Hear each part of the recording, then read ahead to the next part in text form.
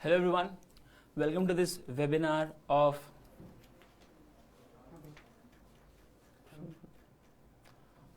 the topic which starts from a very good word which is confused. So I hope you will be requiring a very good points and very good stuff on what this confused is about. So let's moving further. When confused, what the reason is? The reason is you are done with your grade 10th and should you move to India? You are a citizen who lives outside India. You are thinking about the prospect of your child's education and he has just passed the grade 10th. So now your question is, should I move to India or not? So if the question comes, there has to be reason why. So let's focus upon that. Why should you consider that as an option? There are various reasons for asking those. First can be quality of education. Second can be level of education. Third, there might be a career benefits. Fourth, there might be a better competition which you not get over here. And if you move over to India, you might find out certain places where you will have good research opportunities. But having all of those, there might be certain cases which you have not thought, which will be in the action is your increased expenditure. You might have to take a bank loan which will be burden on your financial stability. Moving further, let's say if I'm asking all these reasons, so there has to be something which I know as either as pros or as cons. So first of all, what I'll do, I'll try to move further and make sure that what all can be taken up into the positive sense and what all can be taken up into the negative sense for that. So whatsoever we have discussed till now, what I want you to do is, if you need a detailed document format of that, you'll see something on your screen or in the chat box where you will be able to click on the link and you'll be taken to a place where you can get the documented format of whatever has been told over here. What are the reasons? What are the pros and cons? Whether it will be benefit for me to go to India, whether it will be benefit for me not to come to India. For questions of all those stuff and the documented format, you can click on the link. Moving further, let's discuss exactly what the pros and the cons are. We'll first of all take important aspects and then we'll move on whether it's a plus or a no. Starting further, the very first stuff is QoE. QoE stands for the quality of education. So what I'm talking of, most of the parents that I've met and I've counseled most of the students, I've found out a very special fact that they talk of the quality of education that the students get over here is not as par with the quality of education that a student might get as he or she is in India. First, as in the space of technological advancement, we have surpassed that barrier that yes, whether we can get quality at a remote place, which was not possible earlier. For that, we have asked IITians and various other institutes who follow the same strategy. So quality of education is basically a factor which comes intrinsically from the student. Right? What I'm trying to tell over to you over here is the quality of education is an individual perspective. It's not something which I take from the society in which I live. Quality of education will only be determined how hard work, how dedicated, how well focused you are towards your aim. So that determines your quality of education. A very simple example I would like to quote is, let's say you're doing a problem in maths, and while doing a problem, let's say you are stuck. So if you are stuck, the very obvious approach is to go and find out the solution. But to find out the solution on your own is what is required for certain good exams like AIPMT, like NEET or JEE Main or JEE Advanced, right?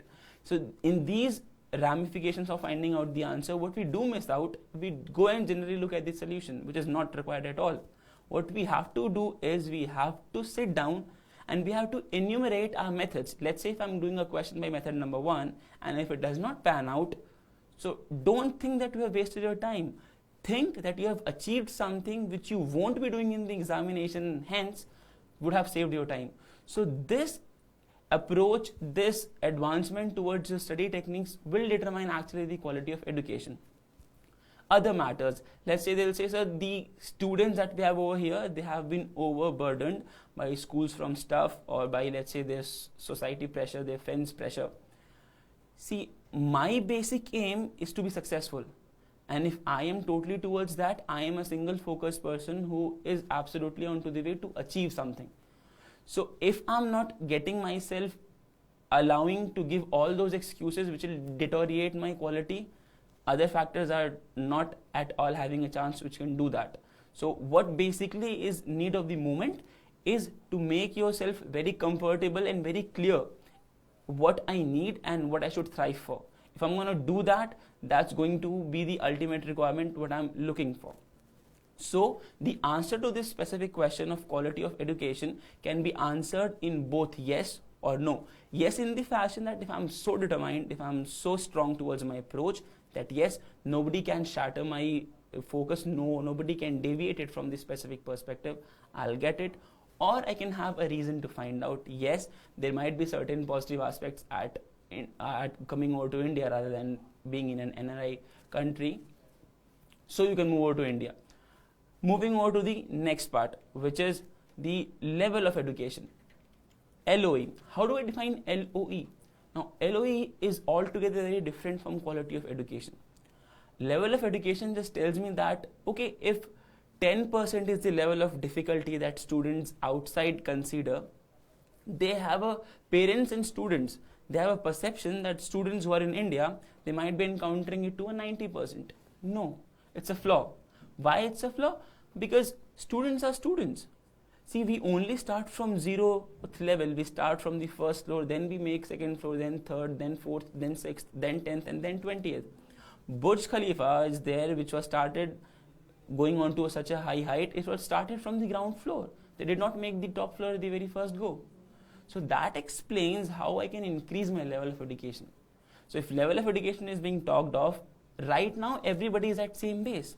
You have passed out from your grade 10th by giving the same examination if you pertain to a specific board. For example, let's say CBSE. If you have given a same examination, you are at same podium.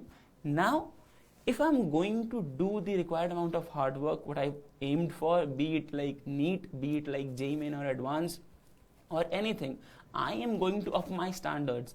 And how do I up my standards? It's by sheer hard work. And hard work don't ask you for a geographical location. No. It does not say that you are in America, so you will do less, and it does not say that if you are in India, you will do more.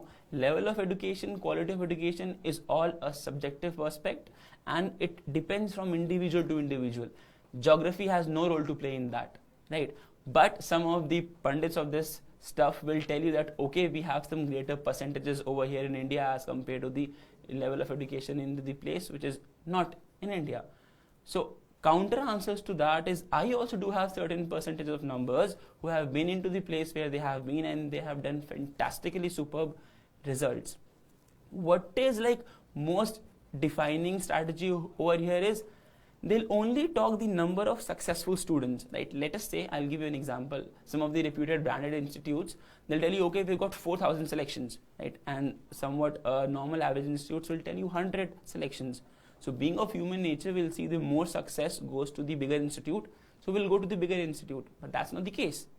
Bigger institute is giving you 4,000 out of 4 lakh students, right? But this average or small institute is giving you 100 selections out of 500. So what we have to look upon basically is the total number of selections which I've got from the current base. So if you look for that, then you'll see the exact scenario why level of education is not actually a bit of concern for the students who are absolutely focused. Then a very, very, very important, a very genuine question what parents think is real competition, which exactly is not the real question. The real question is how dedicated you are. The real question is how fascinated you are towards achievement of your goal. So real competition will only convert to certain statistics which will be helpful in finding out, okay, I'm standing at a place X, I need to go to place Y, what is the exact way out? So in order to find out that answer, what do I need? First of all, I need my focus nature towards achievement of my success, that okay, I have. Second, I need variation, right? So how can we do variation? Let us say you're going on a live class which is physical over there. So you have student from, let's say you're coming over to India, you have student from state A, state B, state C. But when technology comes into play, when we are over here, like specifically for Ask IITians, I'll tell you as an example, I can guarantee you that I can give you a global competition. I can give you a student from the countries which you might not have heard, like Uganda. I can give you a competition from Malaysia. I can give you a competition either from US or like from one of the Gulf countries, right? So if you really want to have a talk on competition, you need to have the variables that are playing into the picture. So the number of variables you add into the picture, the more variety you'll see. And that's what the competition means. If 10 to 14 lakh students are giving certain examination and 40 to 50 odd thousand are getting selected. So there is a variance, there is a variable which follows all over through. So you need to understand that. And in order to understand those variations, you need to have different factors. So real competition is not somebody is scoring 100 out of 100 and somebody is scoring 100 out of 80. Real competition is how much variability you can have in your class, how much different thinking patterns you can generate. So if you have different amount of thinking patterns, yes, you are into a pool of real competition. And if you don't have that, just try to achieve that. And the answer of it being yes or no, again, seriously, don't have to do anything with geography. There have been success stories which have happened at the place where the students have been, and there have been success stories which have happened at the places where students would not have been. So it is not really a matter of chance or a matter of strategy whether you do it or not. So real competition is absolutely dependent upon the fact that how varied your class structure is, how are the inputs that are coming to the class. If the input is like absolutely from different to different level, you'll have the real competition. So yes, real competition helps, but in order to get real competition, you don't have to travel for 3,000 or 4,000 miles from a place. So if you really want to have those details or those exact data, like who have done it or have not done it all, this is a link which you can click on, go on to that, and you'll find out all those students who have done it being at the place where they were without relocating or without going to any other place. Moving further, what's the next thing, what I need? So depending upon with the data which I had and which my team has collected, we have found out something which I really want to share with you guys. So I need everybody's attention over here and I want you to see. So what normally happens is, being a very dedicated student, being a very dedicated parent, I think I'm sending my ward to a place which will help him out. So they have a certain thinking pattern in their mind, and what they think is this. So this slide expects and shows what parents are thinking. The parents are thinking, okay, my ward is doing something very great. He's like into like thousands of books and he's like doing continuous study, which is expectation of all the parents, right? Depending upon the same pattern, the teachers that encounter those students, they think, okay, this student has literally shifted country, so he must be very dedicated towards his studies. But that's not the case. Most of these students have been seen yawning, wasting time here and there. Literally, I can tell you those data in which 80 to 85% have varied their path coming over to a certain place, and less than 10 to 15% are those students who have shown us the proper result. But that's not the case. Those 15% would have shown the result if they have been at the place where they were. Moving further, now what institutes think they're actually doing? The institutes think, okay, they are doing a group study and everybody is totally into studies. They're asking their friends, they are doing stuff, they're literally studying. But you know what happens actually is the next stuff. They're actually partying around and roaming around stuff, right? So that exactly what happens, which I don't think any legible parent or any understanding parent would want their student to do, or which would want their kid to do. So the best possible approach is to tell your ward, to tell your kid that, see, geographical locations don't matter at all. What exactly matters is how you are looking towards your aim. If you are looking very clearly, very peacefully towards it, you will have it, whatever might be the situation, geography, climate, creed, race, sex, it does not matter at all. What exactly matters is a dedication towards the achievement of the goal. And if you are doing it, you will get it very easily. So let us say, if even after that, if certain parents are there who want to send their kids, so I'm giving you certain pointers to think upon and then to mark out something out of it. So center stuff tells you that what are the points that you will have to take in consideration. First of all, first things first, well informed, you have to do a hell lot of research. What do I mean by that? Let's say you're sending your place to a place like Hyderabad. So you need to know what are the conditions in Hyderabad, what is the coaching in which he or she is going to do, what is the school in which he is going to enroll, how he or she is going to get education over there, who's going to look after him. Like, there are various factors, the various factors which you were doing when he was with you or he or she was with you, right? You have been doing supervision which will be absolutely missing over there. Let us say if you are sending your child to a certain different place, you will be losing your touch. You will be losing that parenting effect which is absolutely required in the growth of a child. Second stuff, backpacking and accommodation. Now you're leaving country for a good 6 to 8 good months. You won't be going empty-handed like a wanderer. You would have to do backpackaging. You have to look for accommodation. You'll have to search everything. You'll have to make sure that he lives into a locality where there is peace, where he can study. You should have to consider that he must be having exact amount of clothes depending upon the seasonal variation, right? You never know the place where the student or kid is going, what might be the scenario of the weather over there, how the people are over there, how he's going to manage up all this stuff. So he's going to live a life over there, right? So he need to do all those stuff what is required out of him. He need to meet people, he need to manage himself, he need to learn all those aspects which have been pre-shielded by you when he or she was with you. Then third thing, the burden of expenses, right? He was a kid till grade 10th, right? You were the one who followed him, who ordered him, who gave him stuff. But now he's on to his own, right? Okay, I absolutely understand that there is an age to learn everything, but you don't think the age at which he should give his 100% time to study, he's thinking about his expenses too.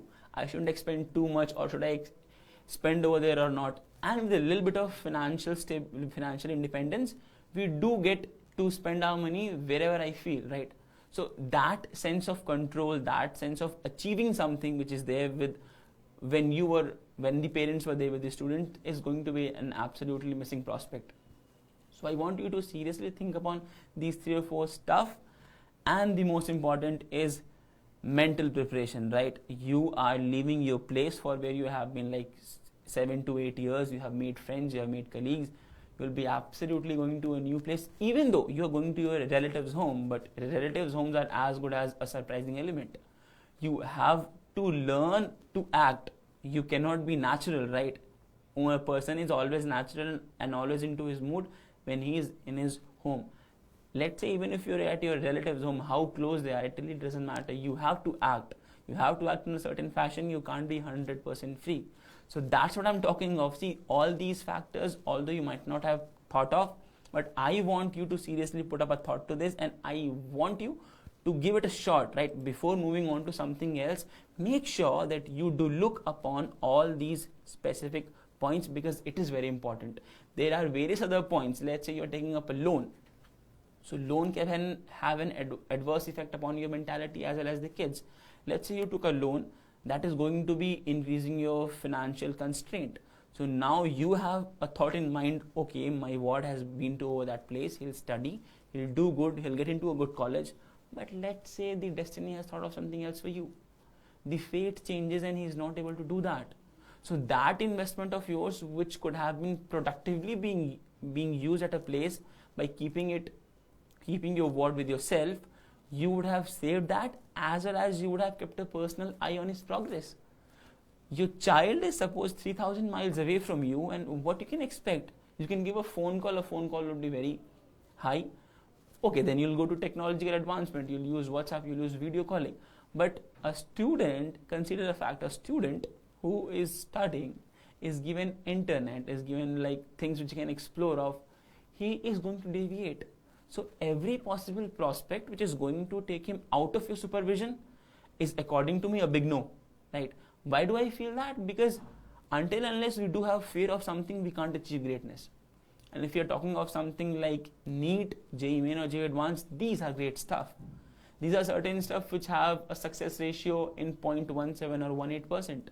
So if you seriously want to be those who are exactly successful in JEE Mains, Advanced or NEET, you need to be great in your game. And how do you become great? You need to have that fear of not getting up to that point. If you have it, then only it will compel you to go and attain the greatest of the possible height that even you would not have thought of yourself.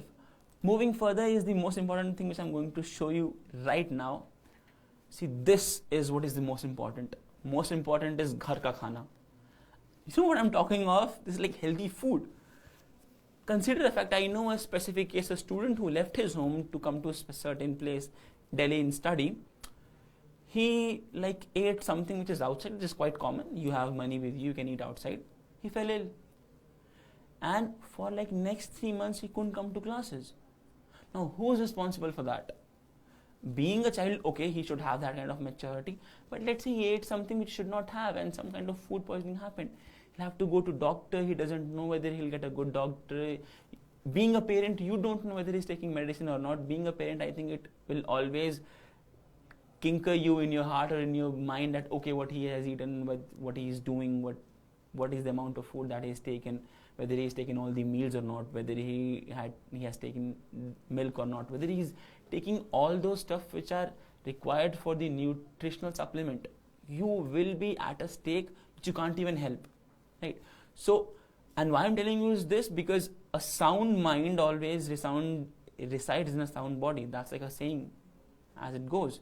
So I need to be physically fit and mentally stable in order to do something which is like really tiring in terms of every activity, be it physical strength, be it mental strength, be it emotional strength.